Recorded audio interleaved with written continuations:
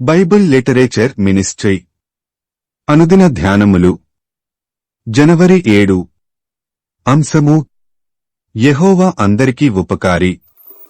వాక్యము కీర్తనలు 145వ అధ్యాయము 9వ వచనము.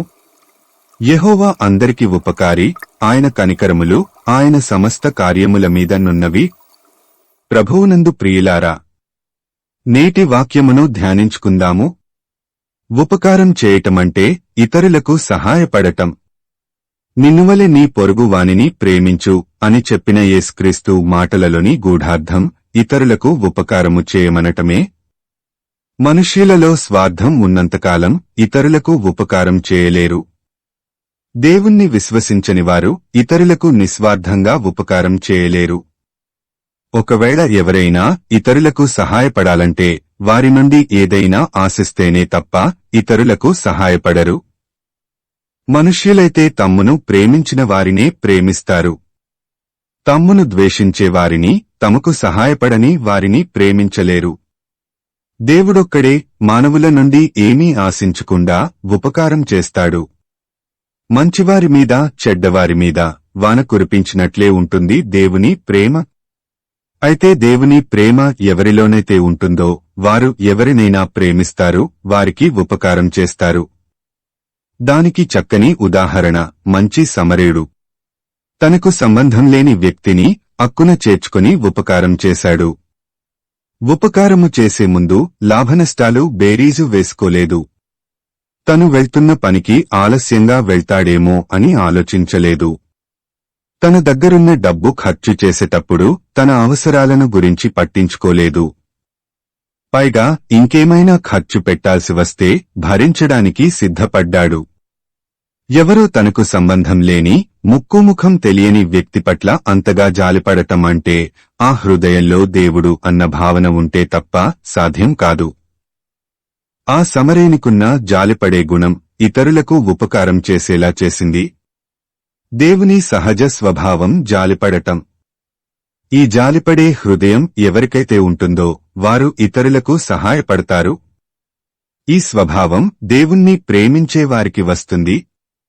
దేవుడు జాతి, మత, కుల, వర్ణ, వర్గ భేదము లేకుండా ఎలాగైతే అందరికీ ఉపకారం చేస్తాడో అలాగే మనం కూడా మన పొరుగు వారిని ప్రేమించాలి.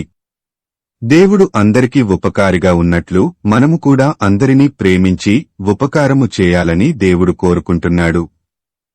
మీరైతే ఎట్టివారిని గూర్చియైనను నిరాశ చేసుకొనక మీ శత్రువులను ప్రేమించుడి, మేలుచేయుడి, అప్పు ఇయ్యుడి, అప్పుడు మీ ఫలము గొప్పదయ్యుండును, మీరు సర్వోన్నతుని కుమారులైయుందురు.